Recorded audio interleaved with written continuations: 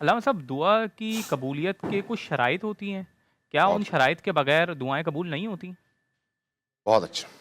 دیکھیے، اللہ تبارک و تعالیٰ نے قرآن کریم میں جو حکم فرمایا ہے وہ تو واضح ہے. ادعونی استجب لکم، تم مجھ سے مانگو میں قبول کروں گا.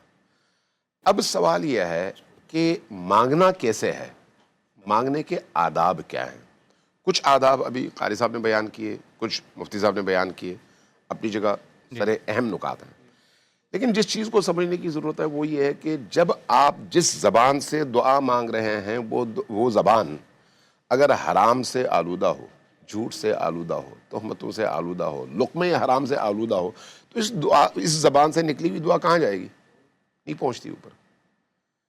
جن آنکھوں سے آپ نامحرموں کو دیکھتے ہیں، جس بدن کے ذریعے سے آپ اللہ کے حرام کا ارتکاب کرتے ہیں، اس سے جو دعا نکلے گی وہ کہاں جائے گی؟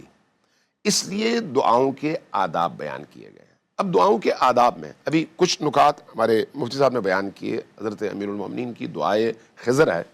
دعائے خضر کو ہم دعائے کمیل بھی کہتے ہیں، دو مختلف ناموں سے. وہ حضرت کمیل ابن زیاد النخعی کو امیر المومنین نے تعلیم دی تھی. لمبی دعا ہے، شب جمعہ ہم عام طور پر پڑھتے ہیں.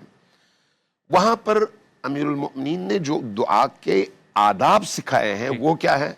فرمایا کہ اس طرح سے اللہ سے دعا مانگو کہ سب سے پہلے تم اقرار کرو اپنے خلاف ان چیزوں کا جو تم مرتکب ہوتے رہے اور جن کی وجہ سے تمہاری دعا اوپر نہیں جاتی. اللہم اغفر لی الذنوب التی تحتک العصم، خدایا مجھے وہ گناہ معاف کر دے جو میری معصومیت کے پردوں کو چاک کر کے مجھے آلودہ کر دیتے ہیں. ہر وہ گناہ. اب اس میں یہ یاد رکھیں، انبیاء نے بھی استغفار کیا ہے، ہم بھی استغفار کرتے ہیں، لیکن ہماری سطح میں آسمان زمین کا فرق ہے. بے وہ شک. جن چیزوں کو وہ گناہ سمجھتے ہیں وہ ہمارے لیے شاید سب سے بڑی فضیلتیں ہوں. یہ ذہن میں رکھیں. ان کے جو اعمال ہیں وہ اپنی سطح پہ اللہ تبارک و تعالیٰ کی عبودیت کو سامنے رکھتے ہوئے جہاں پر وہ سمجھتے ہیں کہ ہم سے کوئی کوتاہی ہوئی ہے وہاں پر وہ استغفار کرتے ہیں اور اپنے آپ کو ظالم قرار دیتے ہیں. لیکن اگر وہی کام جو انہوں نے کیا ہم اگر روٹین میں اپنائیں تو ہم ولی اللہ بن جائیں. کیوں؟ ان کی سطح وہ ہے، ہماری سطح یہ ہے. لہٰذا اپنی سطوح کے لحاظ سے ہمارے جملوں میں اور ہماری دعاؤں میں فرق ہوگا. اب یہ جو امیر المومنین فرماتے ہیں اللہم اغفر لی الذنوب التی تحتک العصم، جی جس کی وجہ سے میری بے گناہی اور میری عصمت اور میری معصومیت کے پردے ہٹ جاتے ہیں اور میں گناہگار اور آلودہ ہو جاتا ہوں، وہ تمام گناہ مجھے معاف کر دیں. اللہ. پہلے ان گناہوں کی مغفرت، اس کے بعد اللہم اغفر لی الذنوب التی تغیر النعم، خدایا وہ گناہ جن کی وجہ سے میری نعمتیں نقمت میں اور عذاب میں بدل گئی ہیں. میں اس وقت بے چین اللہ ہوں، اکبر. اندر سے ہمیشہ گھلتا رہتا ہوں، چیختا رہتا ہوں، چلاتا رہتا ہوں، میری زندگی میں سکون نہیں ہے. دنیا کی ہر نعمت ہے لیکن میرے پاس اطمینان کی دولت نہیں ہے. جبکہ ایک تھڑے پہ سونے والا بے گناہ اور اللہ کا پسندیدہ عبد، اس کے پاس کچھ نہیں ہوتا، وہ بڑے سکون سے مزے سے سو رہا ہوتا ہے، اس کو اللہ نے وہ اطمینان کی دولت نصیب کیا ہے.